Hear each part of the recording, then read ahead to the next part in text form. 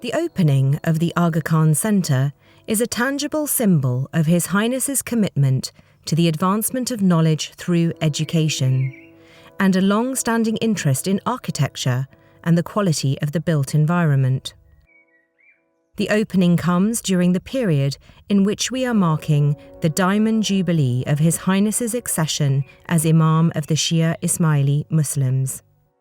The Ismaili Imams have had a long tradition of championing scholarship dating back to the founding of Al-Azhar University in Cairo over 1,000 years ago.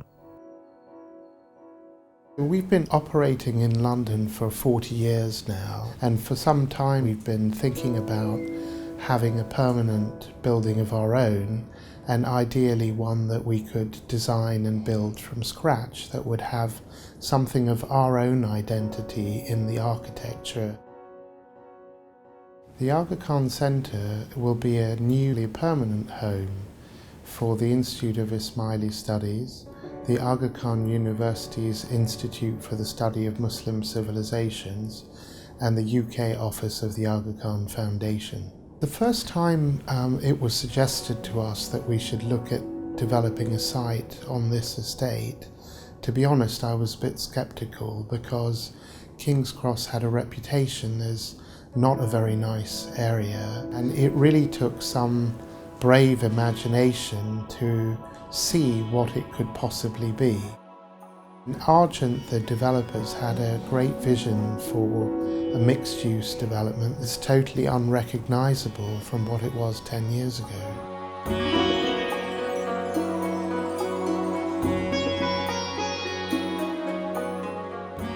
The Aga Khan Centre is in the King's Cross development, which is part of the Knowledge Quarter, a 1-mile radius of institutions devoted to the study and exhibition of ideas and information in North London. King's Cross is a very important site for us. In the 19th century, it was a hub of economic activity. It was a place where goods came from across the United Kingdom to go out to the rest of the world. What's important now in the 21st century, we're living in a knowledge economy, and it's a place where institutions are coming together, where ideas are mingling, and we want to be a part of that conversation. Design architect of this building is Markey and Associates. Professor Markey has amazing ability to work with light and form, and his buildings look very simple, and it's only when you work on them that you realize how complex it is to make something look simple. The Aga Khan Centre is our third project for His Highness and the AKDN. The two others are the delegation building in Ottawa and the Aga Khan Museum in Toronto. In our office, we are calling this the trilogy. And if there's commonality between the three projects, we would say is a certain modernity which responds to the external environment, to the Western world on the outside, but on the inside, there's a very unique ambiance that is created, which is a nod to Islamic culture and design.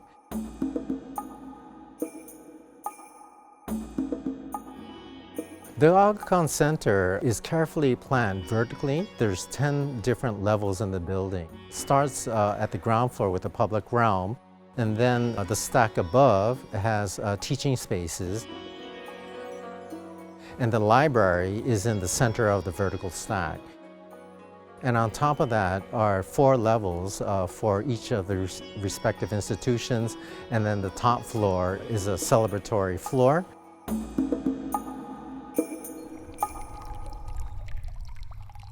The unique feature of the Aga Khan Centre are the series of 6 gardens, one on every face of the building, which travel from the second level all the way up through the roof.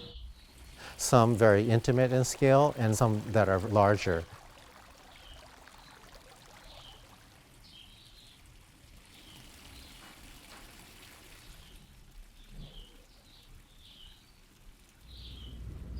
The Chahar Bagh garden was requested to be inspired by the Maghreb and Spain.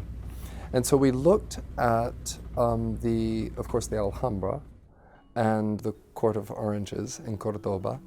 And we thought, this is a space that does not have a view out. It has very little soil depth. It's on the 9th floor of a building. Perhaps that is our inspiration, is not necessarily the garden of the Alhambra, but the Chamber of the Two Sisters, where a garden is described in poetry. And that became the key to our solution for this project.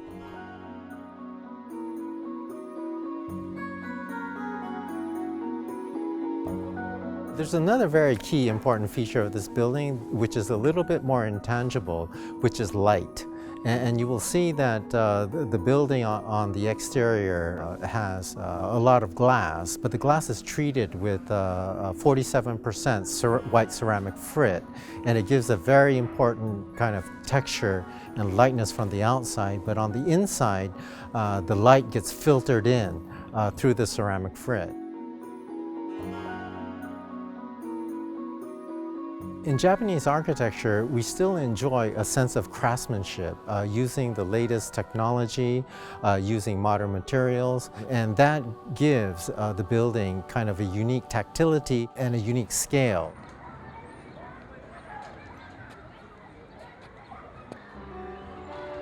Geometric patterning is a very important and key feature of Islamic architecture, and oftentimes in traditional Islamic architecture this was done in carved stone, carved wood, and the pattern appears in different shapes and forms. In all of our three projects for His Highness the Aga Khan and the AKDN, we actually designed a pattern specific for that building. And the pattern itself is generated from an octagon, an eight-sided geometry.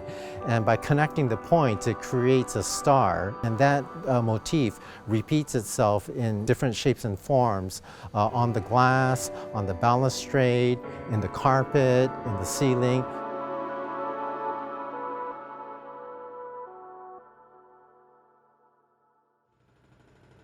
Mackie and Associates have brought a real ambition to this project, and what they have given us is an incredibly strong concept with all the spaces around the atrium. They've given us beautiful outdoor spaces. They've paid attention to how we wanted to work in quiet spaces. They've given us light everywhere and a myriad of other fantastic details. And what we like to think, it's a little bit of Japanese sensibility in London. The project required a huge team of designers, engineers, specialists, and we worked really all very closely together over the last 6 years. It's also been, I think, for the contractor BAM, who we have to be grateful for their incredible efforts in achieving what is an ambitious project of the highest level of quality.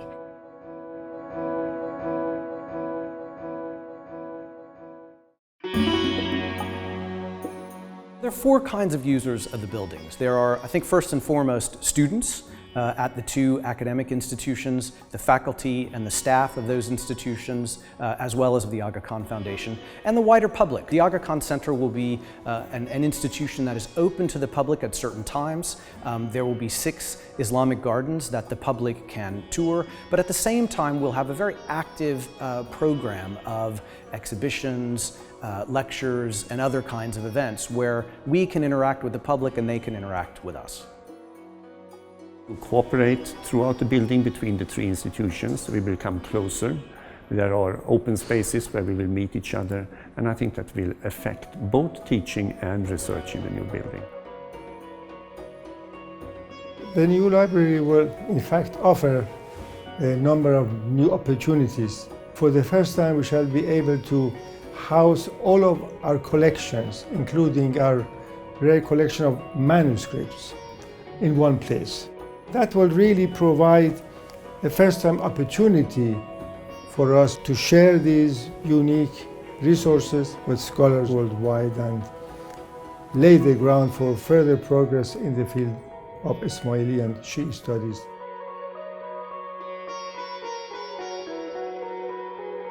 The ultimate joy of the architect comes when the building is occupied by its users, and we hope that this will generate a new sense of collaboration and a kind of synergy between the different institutions.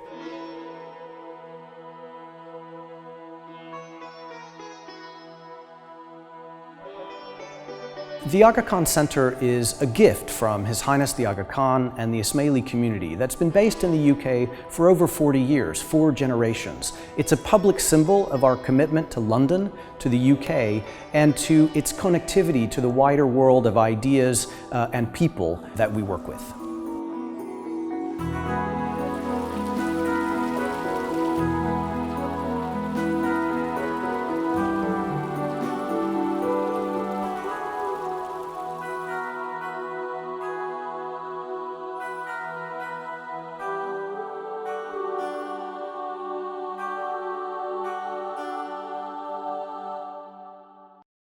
Your Royal Highness, Your Highness, members of His Highness's family, distinguished guests, excellencies, ladies and gentlemen, thank you for joining us this afternoon on this historic occasion. With your permission, we will begin with a recitation from the Holy Quran, Surah An-Nisa, verse 1, by Nibras ad-Dibiyat.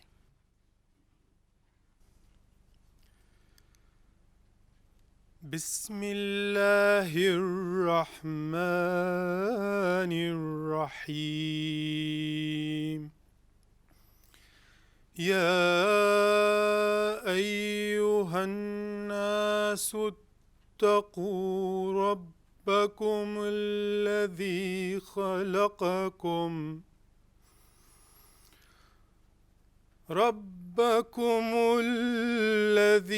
خلقكم من نفس واحدة وخلق منها زوجها وبث منهما رجالا كثيرا ونساء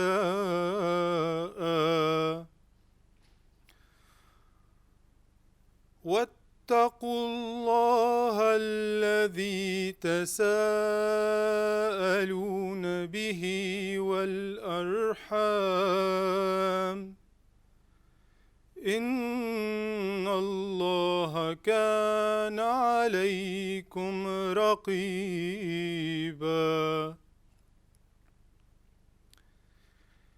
In the name of Allah, the compassionate, the merciful. O humankind, be conscious of your Lord who created you from a single soul and created from it its spouse and spread from both numerous men and women. Be conscious of Allah in whose name you question one another, and be mindful of kinship. Indeed, Allah watches well over you.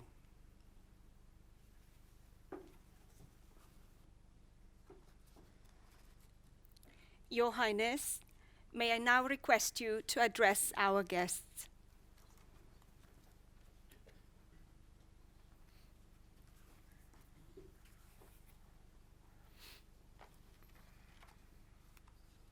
Bismillahirrahmanirrahim.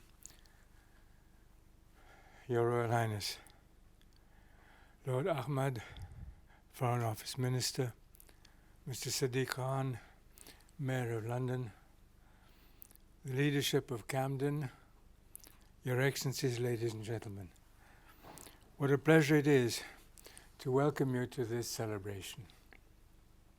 We celebrate today a beautiful new architectural accomplishment. As we do so, we also honor those who've made this center possible and the values that have inspired their work.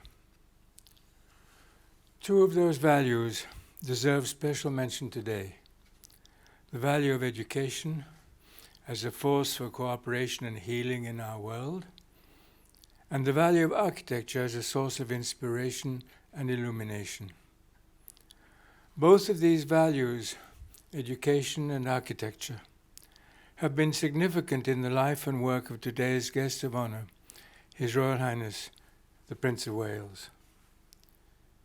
As you know, Prince Charles's commitment to creative education through organizations such as the Prince's Trust in the Prince's School of Traditional Arts has transformed the lives of countless young people from many backgrounds over many years and in many places. Prince Charles has also consistently affirmed the transformative power of architecture, including the rich traditions of Islamic architecture. You may know, for example, that his development of an award-winning Islamic garden at his home in Highgrove. The value of education, of course, is at the heart of this project. We are proud to open here a new home for two important educational institutions associated with the Aga Khan Development Network and the Ismaili Imamat. One is the Institute for the Study of Muslim Civilizations of the Aga Khan University. The other is the Institute of Ismaili Studies. The UK offices of the Aga Khan Foundation will also be located here. These institutions, through their teaching and research, their rich library and archival resources, as well as their tours and public programs, will enrich the lives of the people from the entire world. For those of us who have seen these institutions grow from infancy, it will be a special joy to see them pursue their mission from this beautiful setting. And what a mission it is. One of the central challenges that faces our world today is the challenge of harmonizing many highly diversified voices within an increasingly globalized world. I use the word harmonizing carefully, for our ideal here is not a chorus that sings in unison, but one that blends many distinctive voices into an intelligent, resonant whole. But to do that requires a deep understanding of what makes each voice distinctive. And that is the essential function of the educational endeavors that will make this place their home. The challenge is particularly important in the area of religion. And it has been especially challenging for Islamic Western relations. For centuries, the Muslim and Western cultures were largely separated geographically, although there have been memorable periods of integration as well on the Iberian Peninsula and in South Asia, among other places. But those were hopeful exceptions to what some observers came over time to describe as an inevitable pattern of clashing civilizations. When I came to my role as Imam of the Shia Ismaili Muslim community just 60 years ago, I found it, sorry, the years do go by, just 60 years. I found it impossible to accept the notion of inevitably clashing civilizations. My own early life experiences were in both worlds, and so were those of millions of Muslim peoples. So rather than talk about clashing civilizations, I began to talk again and again, as some of you may recall, about a clash of ignorances. And the assumption behind that phrase was that ignorance could yield to understanding through the power of education. That continuing conviction is what brings me here today. I believe that is what brings all of us here.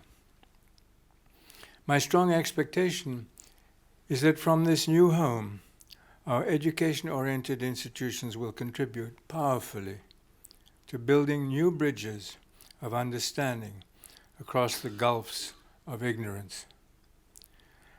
As that happens, one important source of inspiration will be the place from which these institutions will be working.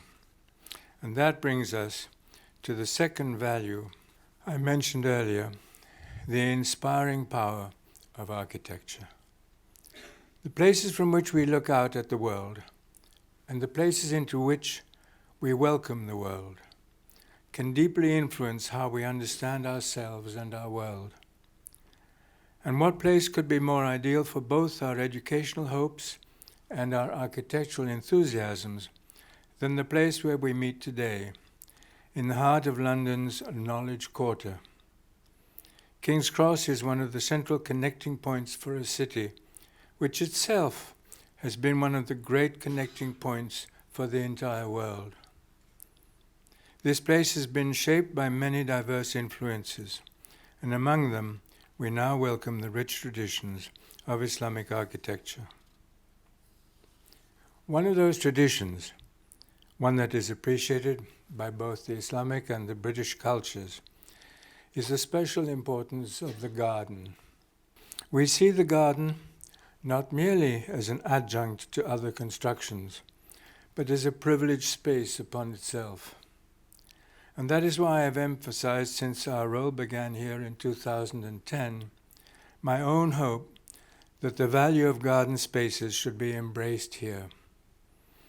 As we perambulate together through these spaces today, I trust that you will share my delight in seeing how that hope has been fulfilled.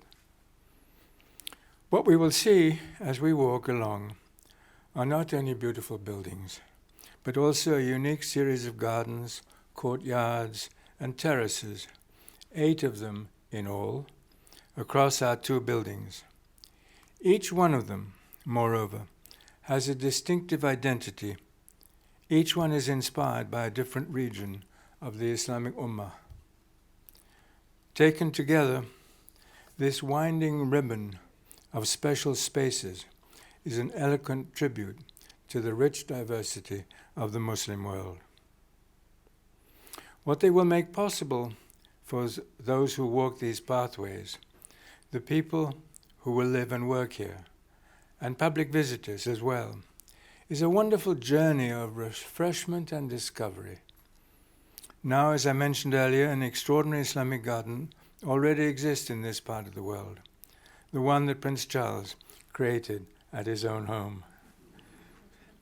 But since it is something of a journey to get out to Gloucestershire, we thought we might have a little intelligent saving of people's time by locating something here in London. For now, people who visit the centre will visit 8 Islamic gardens right here in the heart of London. As we open this remarkable site, it is a privilege to salute those who have brought us to this moment.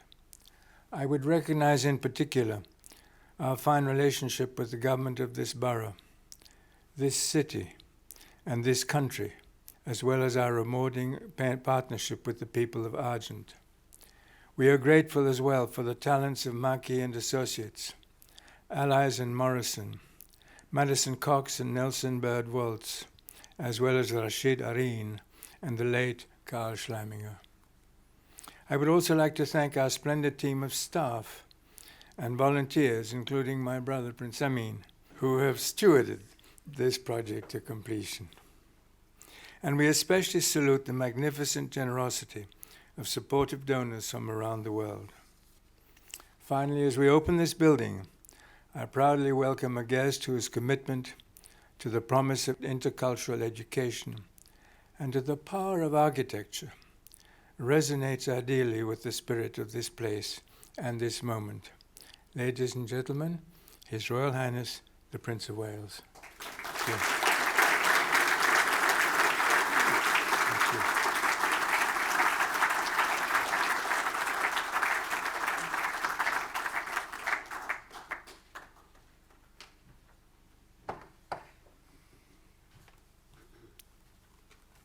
Your Highness, Lord Ahmed, Mr. Mayor, ladies and gentlemen, I need hardly tell you what a very special pleasure it is to be with you this afternoon for the opening of the Aga Khan Centre, and in particular to join you in celebrating the 60th anniversary of His Highness the Aga Khan's succession to the Imamate. Believe it or not, next year, it'll be 60 years since I became Prince of Wales, but that's purely incidental.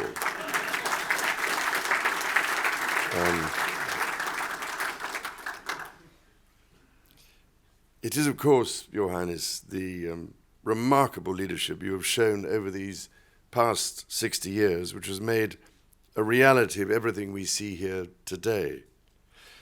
Above all, it is Your Highness's vision which has enabled the Aga Khan Development Network to grow into an organization of international importance, addressing the development needs across the globe and bridging the boundaries of race and religion with your message of hope, compassion, and pluralism.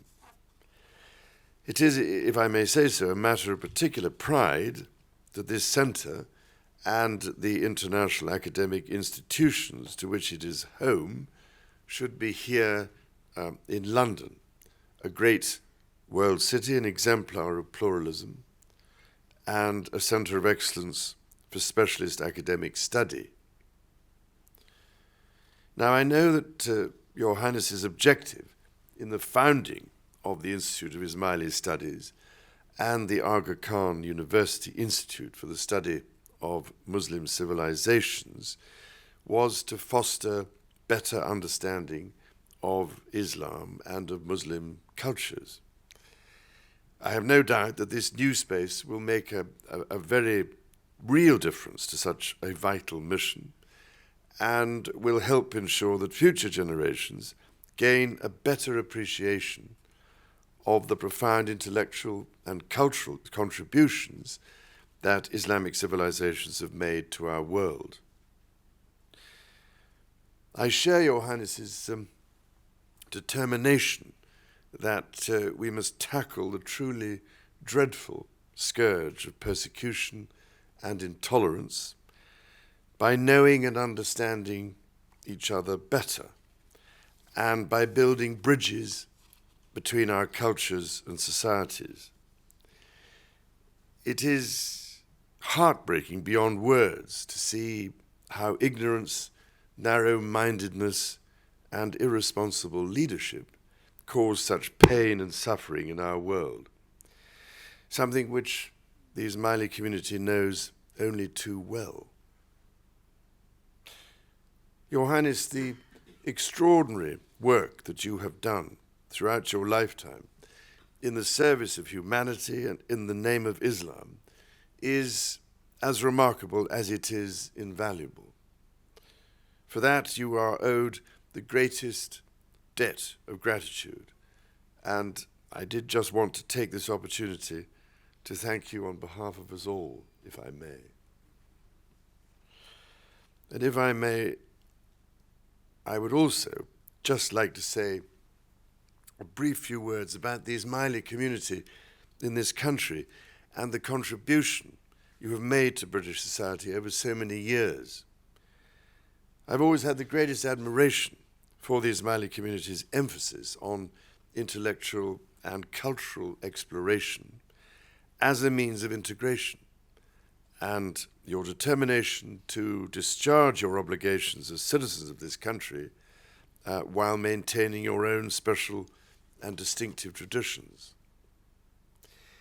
It's clear to me that in holding dear the values of humility, honor, magnanimity, and hospitality, the Ismaili community takes its inspiration from you, Your Highness, and from your extraordinary greatness of soul.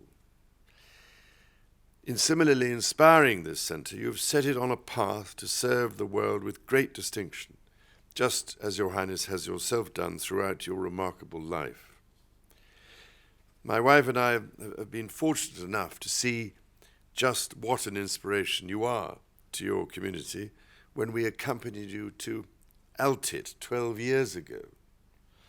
And never, ever will we forget that occasion, nor, for that matter, the magnificently shampooed bull yak with which I was presented, and which, very sadly indeed, I was unable to transport back to Highgrove to graze in my Islamic garden.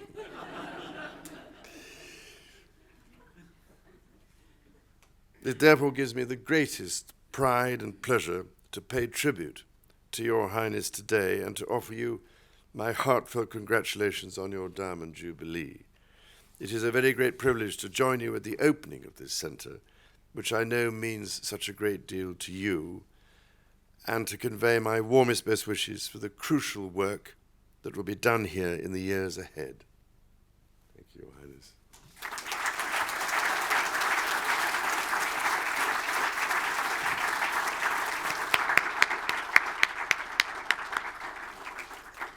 Thank you, Your Royal Highness. Your Royal Highness, Your Highness, may I invite you back to unveil the commemorative plaque marking the opening of the Aga Khan Centre.